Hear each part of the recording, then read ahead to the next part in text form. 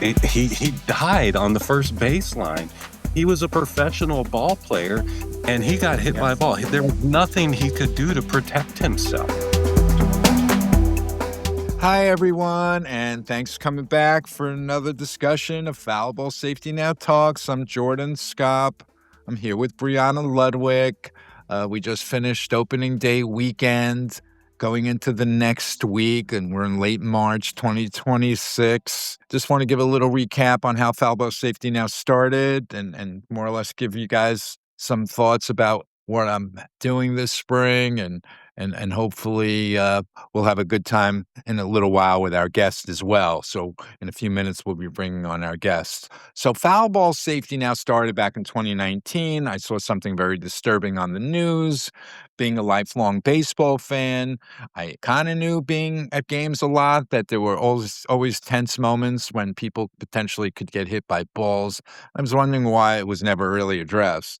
When you see it happening on TV and you see a little kid get hit by a ball, you're wondering why isn't just a thing of the past and why aren't we finally addressing the matter? And well, 7 years later, I'm still at it from starting off coming at it from like, let's get this done in 2 weeks. It wasn't going to be the case. I offered the Mets and Yankees a pile of cash to do some upgrades right away. And fortunately, I'm in a position that I could offer 5 figures to each team to do some upgrades. So that to me came off as a little bit of a boasty, big shot kind of guy, but I realized at the time that there's a way. Let's get organized here. And I found somebody by the name of Brendan. He's been with me for about 7 years. And we've been trying to make strides in making the right moves and bringing this discussion to the table for the first time. And that's basically what it is. We believe that most baseball fans didn't realize they were sitting in harm's way most of these years, and they still don't. And that's basically what Foul Ball Safety Now is about. It's about bringing attention to all things inside the ballpark and outside the ballpark that are still happening today. People are still getting hurt. Brianna's found just in the last, in this calendar year of 2025 on the major league level, we found at least 45 people that have self-reported their injuries on TikTok. And I can go on about other things. NBC investigations about the time I started back in 2019 implied maybe 5,000 people reported to first aid between the years of 2012 and 2019. Brendan and I also we found 45 children's separate newspaper articles from 2008 to 2019 of kids getting hurt, mostly head injuries, mostly recorded from major league games. But since there's 5 times as many more professional games and maybe less media, who knows just how many there really have been. But it is still a thing because maybe at this time, MLB does not have an organized system in place where there's been a team of people addressing this issue. Maybe it's one person at MLB just wearing many hats, and they're underserved when it comes to really addressing this issue past and the present and in the future. And I want to have something to say about it because maybe 80% of the people are going to the games thinking foul ball and fun. It would be interesting to survey all these fans and maybe some of our guests as well to ask them what do they think prior to meeting up with my website and my work. What do they think about going to games and did they have trepidations? I have a feeling most people have not. But we'll get to that in a minute, or we'll get to that in the very near future, because that will also remind us all that the fans just haven't been told enough. There has not been a sizzle reel produced by MLB year after year after year showing exactly similar to the 2019 video of what we call on the website Exhibit A about connecting the dots to that this is not unconditional good times. There are conditions and strings attached. It always was. So if MLB ever did produce that sizzle reel year after year after year, and they were earnest about it, I think there would have been a lot of changes. We would have had a lot more protocols approaching the parking lots, going into the ballpark, going into the games. We're just excited to keep on bringing the news. It was really so much I can't really get in 2, 3 minutes about what's been happening at Foul Ball Safety Now, but it's always exciting. It's a new day. It's a new conversation. And our guest in a minute will bring us their thoughts prior to meeting up with Fallible Safety Now and maybe giving us their thoughts today because they know a lot more than they may have known 3 days ago. That's always very exciting, and they bring a perspective sometimes from their work or from their fandom or a little bit of both. So it's really cool. Some news that we've been making at Foulball Safety Now. Just a couple of weeks ago, people can see on the website the Shohei Ohtani vulnerability. Shohei Ohtani, famous player for the Dodgers, hit a line drive down the lines in the World Series in 2025, and he had this cringeworthy reaction. He put his hand over his head like he just hurt a human being, and I thought that was a powerful image, so I checked it out with an attorney who can use a certain image of him looking in a certain position, like vulnerable or scared that he may have hurt someone, and we checked all the boxes. So for less than $1,000, I had something set up in Arizona where people could actually they could walk up to this life size, maybe it was a cardboard cutout, but we have images of people walking up to it, posing with it, and taking pictures of it. They may have not understood exactly what it was at the time, but at least the technology is that you could take a picture of it and then you can get to my website. So it's like a hyperlink of some kind. And that was fun and that was interesting. And we believe Shoei will be traveling well this spring. I'm not sure exactly where he's going next, but it's nice because it's a conversation starter. And that's what we need at Foul Ball Safety Now. We need to finally get committed to this issue. And there's still problems everywhere because it's not being addressed. And I'd like to know one establishment that we could finally tell everyone that this is the ecosystem inside and out, that moms and kids can come and park and go inside. As we know of people getting hit outside ballparks, it's not uncommon. Many balls are flying outside within 1 to 4 hours of batting practice and games, and they're hitting things like pavement and window, and in the case of Modesto, California, somebody in the head. That being said, and Brendan and I are producing a book right now, which is going to be very exciting, an incident with a bat. Unfortunately, you could see it was a video. The game was on TV. The mom turns away, and you see the bat coming into the stands, and she turns away, and the team attendants gather around the mom. And this case, we believe this whole family for all these years was disrespected, and we learned of a settlement years later, and where this major league team should have been on the case immediately, making sure that it never would happen ever again to anyone else, and be with this family at the emergency room. It was quite the opposite. So I don't even know how long it took for the team to address the issue, meaning it could have happened to somebody else right afterwards.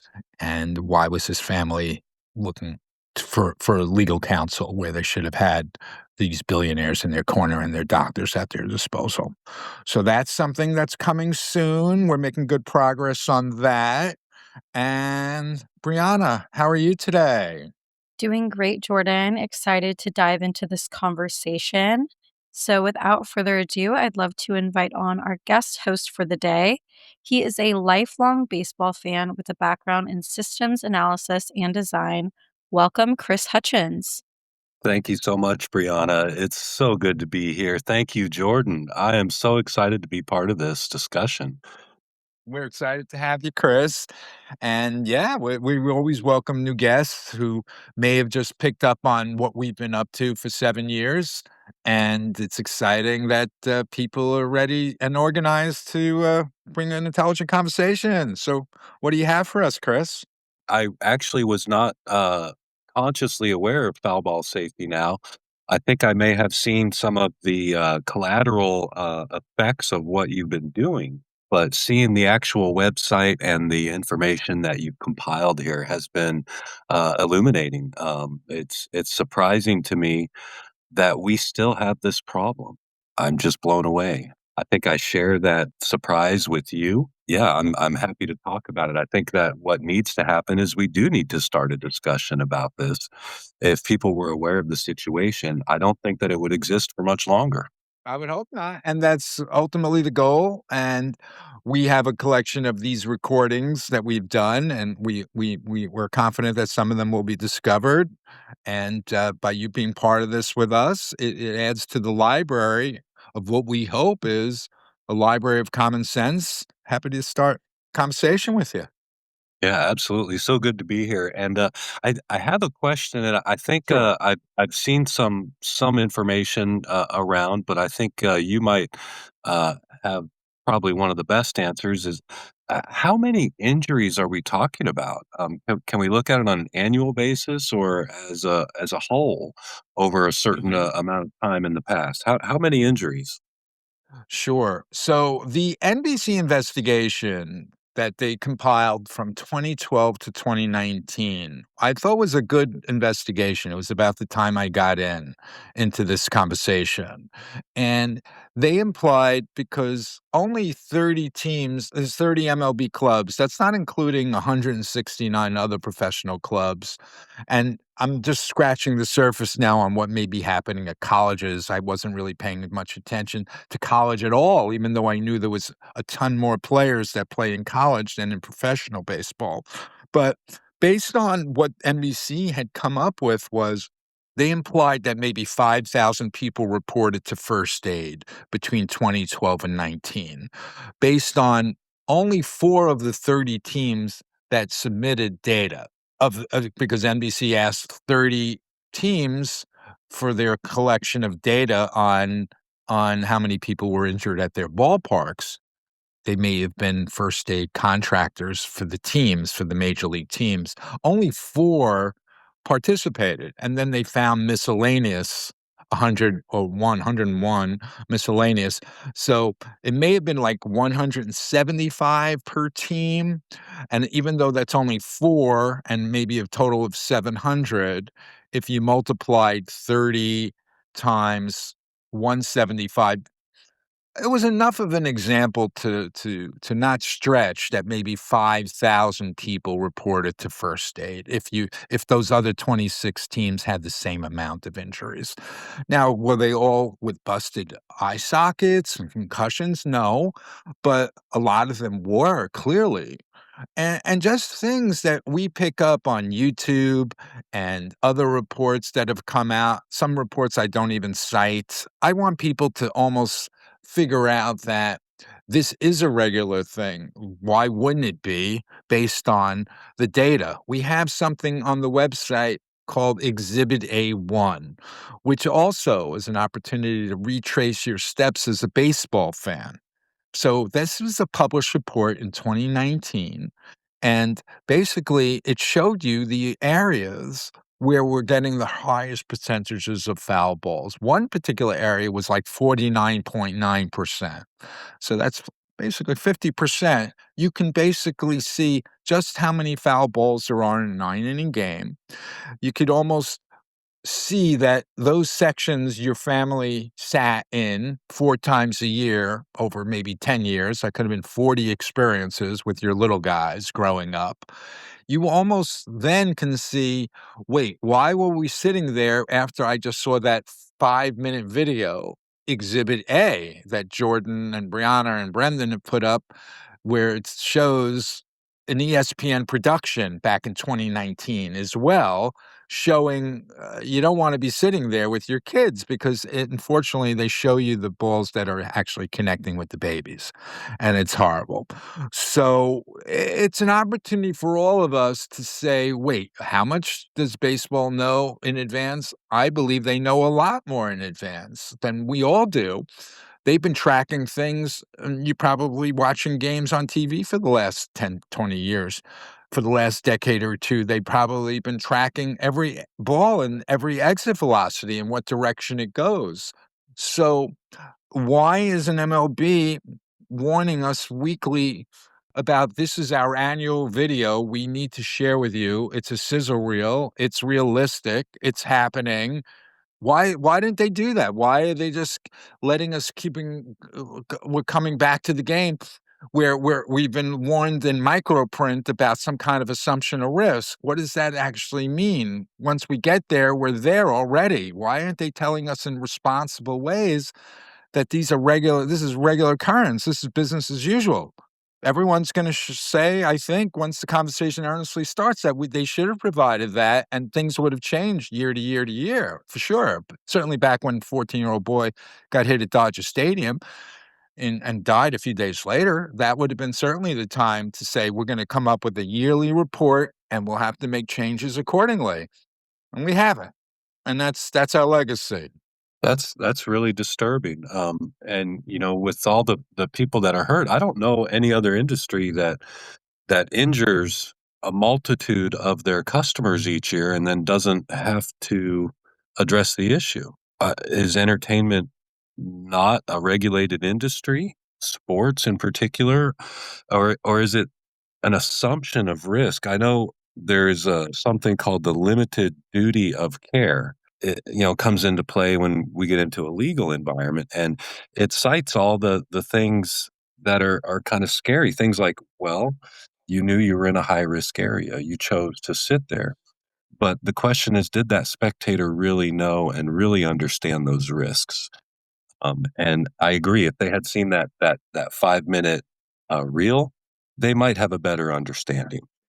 Yeah, there it is unregulated, and MLB was not mandated or asked to provide a realistic year to year to year report. And business as usual continued with us knowing very little about what potentially can be going to these professional ballparks inside and outside. I talk about outside as well because we were contacted by an attorney's office. And it's not like one ball a year that makes it out into the parking lot. It could be 10 to 30 balls within 3 or 4 hours during batting practice and games that are just hitting the pavement or hitting the window, and in the case, hitting the lady in the head. And why wouldn't the team just address the lady and say it will never ever happen again? And of course, we're going to pay your doctor bills and you'll have access to all of the best doctors ever. But this family was left to find an attorney because a lot of people can't even find an attorney. Baseball figured it out back in 1913 when the big fat cats of the time that were owners figured out how to protect themselves from liability. And in most cases, it's recognized. The baseball rule. When people do a simple Google of the baseball rule, you will figure out that baseball had figured out for themselves that this needs to be in place because they knew it was only a matter of if, it wasn't a matter of if, but it was a matter of when that one of their balls at bats would connect with somebody. And it's a regular thing. It's always been a regular thing. And now it's even harder to find that realistic warning. It's never been a realistic warning anyhow. It's been a micro print, and we told you, be careful. How'd you tell us? First, it was on the back of the ticket in print, and nobody ever figured that out. That never became a major topic at the kitchen table when families were making decisions about what they wanted to do with their leisure time. And now it's even harder. It's on the e-ticket. And yeah, maybe there's something down in the terms and conditions, but who's looking for that? I think this is something that we all need to discuss. And again, they may want to run out the clock, and maybe there's a few less injuries every year because there've been some upgrades. But once families realized they were sitting ducks in that so-called shooting gallery, they're not gonna appreciate it. They're gonna figure out that MLB definitely knew in advance that it wasn't a matter of if somebody in that section would be crushed. It was when. Just look at that published report from 2019, what we have called Exhibit A1. It kind of retrace your steps. You can realize that you were sitting in those sections. And then you're going to wonder how many of those balls were going at 20 at us and how many of them were going at 100. Well, baseball may know to the penny. Yeah, about because they've been tracking things for a decade or two. I just want to keep this conversation alive and let everyone try to make heads or tails over this with me. So, The baseball rule says that by buying your ticket, you're assuming the risk that comes with attending the ball game. But how is that fair if most of the general public don't even know what risks they're assuming? I mean, at a trampoline park, you're physically signing a waiver. It's not, oh, you paid for an hour of play, so you assume the risk. At the very least, there's better ways of informing people and warning people about what they're walking into. If they're not going to fix the problem, which is inexcusable in itself, at least make haste in giving people the real information about the injuries. Tell the person buying the ticket where someone was blinded, that someone was blinded in that section a week before, a month before. It's the least you can do if you're not going to fix a problem. Agreed, Brianna. And going back to that idea with the baseball rule, how can you impose that rule on a spectator, someone who's purchased a ticket to experience that entertainment when they can't possibly understand the danger that they're in? You look at lifelong professional baseball players and coaches that are injured by foul balls or line drives, either in the dugout or along the first baseline. We got I mean, everybody remembers Mike Coolbaugh. He died on the first baseline. He was a professional ball player, relatively young, and he got hit by a Yes. ball. There was nothing he could do to protect himself, and he was paying attention to the game. He wasn't looking at Yeah. his phone, talking to his Yeah. children. And then, here just last week, we've got, Jose Aguaso hit in the Okay. face Saturday, and he is a lifelong baseball player and a What coach. position? What position? What position was he in? Where He's a was he? coach. He's a Okay, I coach. didn't even know He about was an that one. infielder during his playing years, yeah. So we can assume he understands how fast that ball is moving, but even then, he couldn't protect himself. Oh, what's his condition now? Where is he? What happened? Haven't seen any updated reports. This was Saturday. It Oh, sounded wow. like he had a broken nose, Oh, may wow. need surgery. And I have another one to add from last year. We have something on the website called Exhibit A2. Um, the umpire, he's 100 feet away. He's 90 feet from home to first, and then he's 10 feet behind. And he of course is staring without blinking, and he got one right in between his head. He hasn't been back to work. Maybe Brianna, you could check if he's gotten back or is he getting better. But as we were starting these recordings at the end of last year, he wasn't back to work as of yet. With Mike Kuba, I think we found out he was ultimately hit in the neck, but at least there was some, and it may have not even saved him a helmet. But yeah, you can't get out of the way, and this coach was probably wearing a helmet, but your face is still exposed and your neck is still exposed. So, however, which way Mike passed, it's good that the coaches are wearing helmets, but Hunter Windelstedt wasn't wearing a helmet. And what about the people? Again, we have to go back to that 2019 video. It certainly shows sections where no human beings, let alone kids, should be there. And it's just unfortunate that business as usual continues. There's still 30 to 40 professional cities that I have to call back in professional baseball that still do not have netting past end of dugout as of the end of 2025. And colleges were just starting to scratch the surface, Chris. The student athlete contacted me a year ago, and now I'm all over figuring out what's happening on colleges. We have something at the website, 30,000-foot view. It shows a field, but all these fields are associated with parking lots and other parts of the campus is where the balls are reaching. I think we have 46 D1, 2, and 3 fields up there, and all of them clearly are synonymous with balls reaching people. Spoke to another guy at a college last week. He says to me, "Jordan, it's unspoken. We don't park there." Unspoken? What do I tell Brianna when she goes to the parking lot? To look out for the unspoken places not to park? She has a baby who's almost 2 years old. Figure it out. Inside solutions, outside solutions. There's architects, engineers, and designers in every zip code. And now I'll be busier for a while because I'm learning more about the college landscape. Getting back to that, I got a call a little over a year ago from the Queens College student who had anxiety. And he said, "Jordan, we're worried at Queens College because our balls are going outside the field. There was an elementary school right next door on campus." And I said, "You're right. Your psychological well being is not being adhered to." And 4 letters later, we did get an article in the Queens College newspaper, which was good. The student reporter had the courage to get a quote from the athletic director. That was helpful. And now the NCAA has gotten receipt of what we're trying to do and the conversations we're trying to start. And maybe the NCAA's got a lot more problems than professional baseball.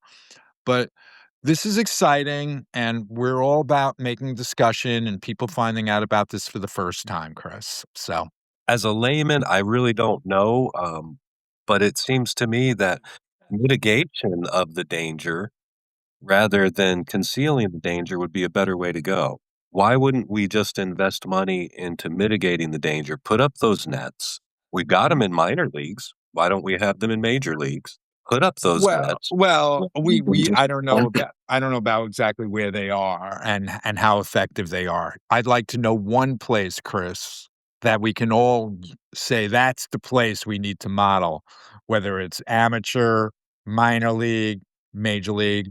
I believe they're all flawed until independent people come and say, okay, this is how, people who come to games, this is where they park their car, no strings attached, no conditions, no strings attached. This is where you park. This is how you navigate in the game. Go inside, buy it, sit down, go up and get a snack, and you could be confident that you'll be unscathed in those few hours.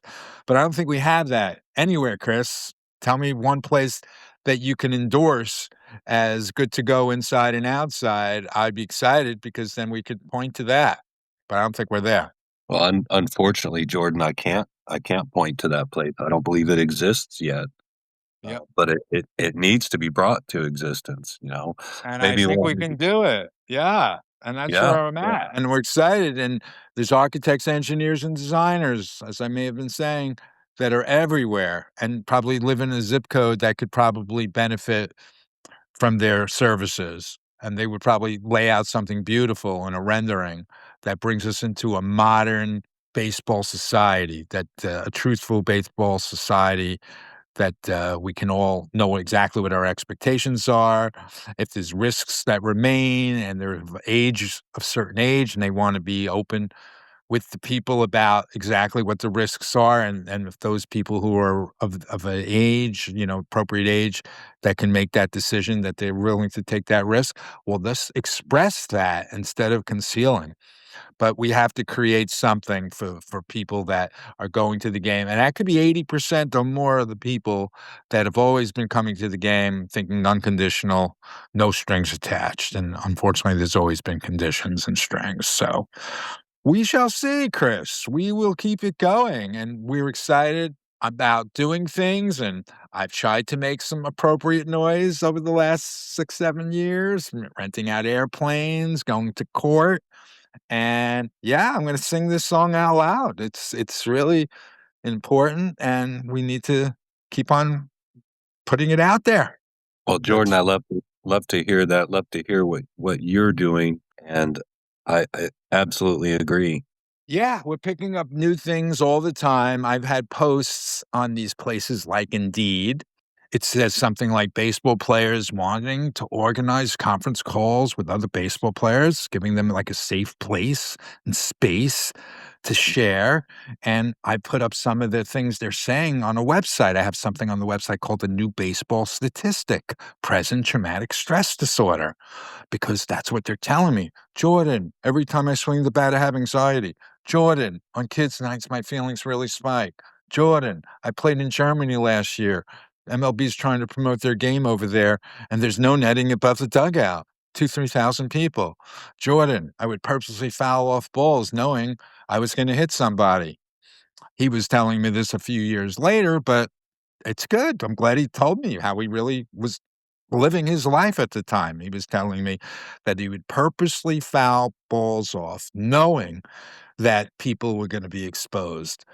People don't wanna strike out. Baseball players, they'll wait for their perfect pitch. They don't wanna strike out, so they'll deflect it on purpose, foul it off on purpose.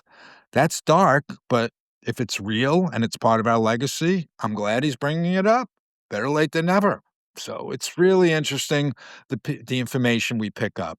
And a lot of these calls don't lead to conferences, but they're just one-on-one calls. And then I've had 2 conferences in a few months. So I'm just trying to get people together, give them a safe place to open up, because 'cause they're also feeling the anxiety. Young guys wanna play the game free and clear, and they should, and maybe they just haven't, and they may have thought about that 10 years ago, but now they're professionals and they're rich, they doing what they feel like they should do is continue playing and just telling mom and dad to be careful, but not really telling anybody else. It's, I think, worthy of all of our time. I think we finally need to address it.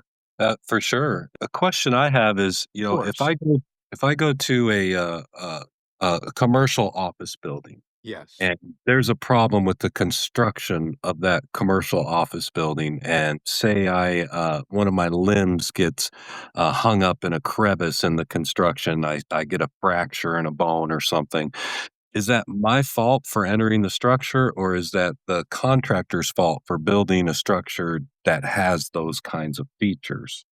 And maybe in baseball, as these stadiums are constructed and renovated, along with doing an environmental impact study, they should also Right. do a safety impact study. Yeah, for sure. Very good point. But it's been unregulated, and I believe there's one guy at MLB, I could be wrong, but it's probably one guy at MLB that's been wearing many hats, and as there's been some pressure to upgrade, I don't think they've been bringing in the architects and the designers and the engineers to work with that overworked person at MLB wearing all those hats and making sure there's a thoughtful plan for all of the ballparks and for all their affiliates who they pay the salaries to. Some of these 30 MLB teams, they own some of the 120 teams. Some of them are independently owned. And then you have all of the partner league teams, which as of 2025, at the end of 25, there was still 30 to 40 of them with still no netting past end of dugouts. That's 7 years after that horrific video showed babies getting smashed in 2019. Last I checked, as we all know, Chris, these are men, and they're hitting it 100, regardless whether they're making $1 million a year or whether they're making $25 an hour. They're still hitting it at 100, and it's unacceptable. And I believe that most of us are not going to like the fact that baseball knew a whole lot more, and they chose not to share with all of us year to year to year. And that's just the legacy that we are, and I have to bring this to the attention of most fans. They could decide for themselves if they feel insulted or violated. Our job is to bring, as I say, the epiphany of awareness, and our guests or the people hearing this decide if they're getting into a higher zone of awareness and upset. Then we did our job. So we're just trying to just deliver what we know, and I continue to do that. Appreciate the job that you're doing, Jordan. And as Cool. someone listening to this message, what would you suggest? What should we do to Mhm. help carry this message forward and to maybe get involved with getting some positive change? Yeah, definitely. I'm sure there's people that work in political landscape, but all of us locally that may be interested in taking on their zip code and addressing each of the ballparks, because maybe they just have to be all rethought on how they're developed and structured from all fields, professional fields, high school fields, all fields, and or just something within your zip code, with or without the politicians' help. You would hope that there's architects, engineers, and designers who are also big baseball fans that live in every zip code and they have their kids associated with the game. Most families have some association with baseball, whatever, how many we are in the country, 350, 400 million, and there's 100 million baseball fans. I mean, pretty much most of us are close to the game. So very talented people, very thoughtful people in every zip code that could definitely address something that's happening in their local area. And I'm around for data, and I'm around for enthusiasm, because I'm tired of hearing, the next one and the next one and the next one and the next one. Of course, it's less than 1%, Chris. I have something on the website, 100 million fans. If there've been 1 million fans with life-altering injuries, I don't think so. Have there been thousands? Yes. And you said something about structure and building.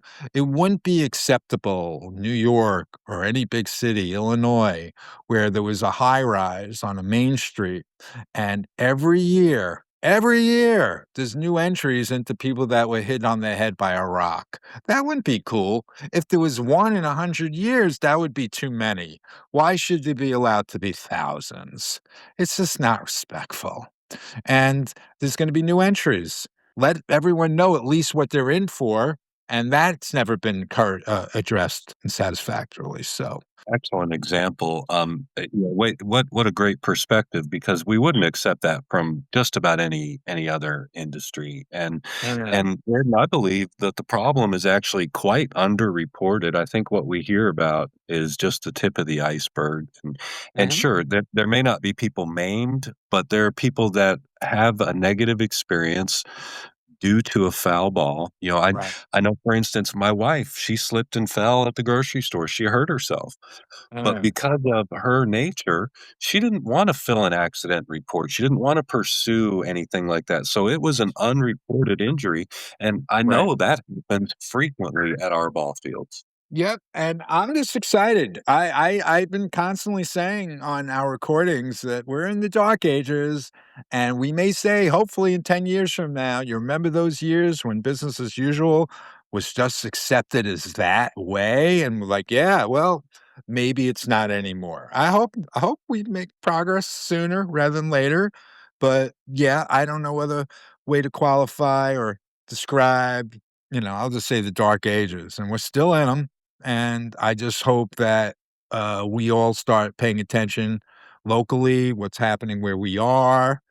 And I'm going to stay around. It's worthy of all of our time. And it's exciting to have these calls and these inquiries. And we're going to be around for follow up. And you can come back to us and talk with us anytime. And I think we've covered a lot. I did okay. see on the Foul Ball Safety Now website, in the header, there's a link for outreach to Mhm. team owners, corporate sponsors, district attorneys, and elected officials.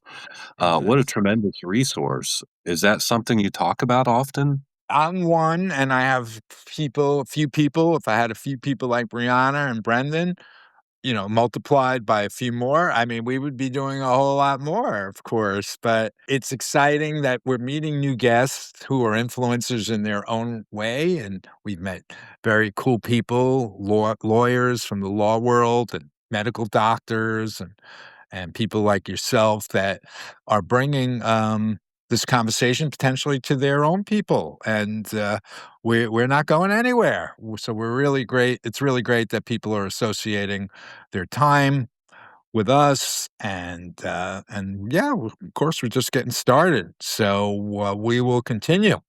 Great. Well, thank you, Jordan and Brianna, so much.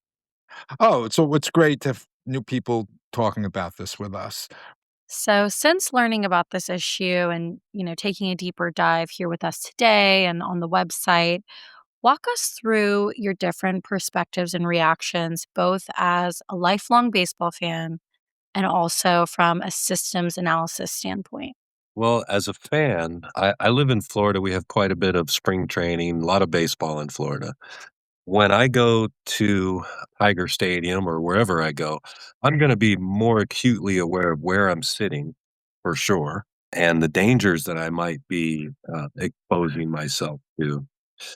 With my experience in systems analysis and design, once there was a one instance of an injured fan, the problem should have been addressed. Someone should have been looking at how can we address this on a process level? How can we address this functionally? And what's happening instead is we're getting stopgap measures. We're getting legal protections, but we're not getting fan protections. And we really want to protect people. Isn't that the heart of what we're aiming for? Is we're protecting the spectators and people. We don't want senseless injuries. So let's address this on a functional and on a process level. Chris, that was excellent. Thank you. I think these conversations are terrific. We want everyone to go to Foul Ball Safety Now and check out Foul Ball Safety Now Talks. This episode and other episodes will be discovered. And we want to thank everyone for their time. Talk to you soon.